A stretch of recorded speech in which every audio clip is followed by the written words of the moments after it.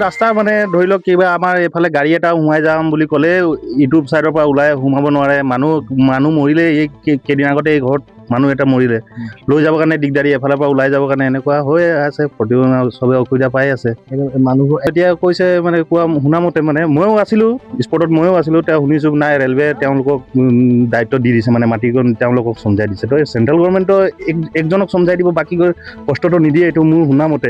এতিয়া কি জানে চেণ্ট্ৰেলৰ লগত কি যুক্তি হৈছে তেওঁলোকেহে জানে, তেওঁলোকেহে ক'ব পাৰিব। আপোনালোকে কথা পতা নাই মানে ৰেলৰ লগত?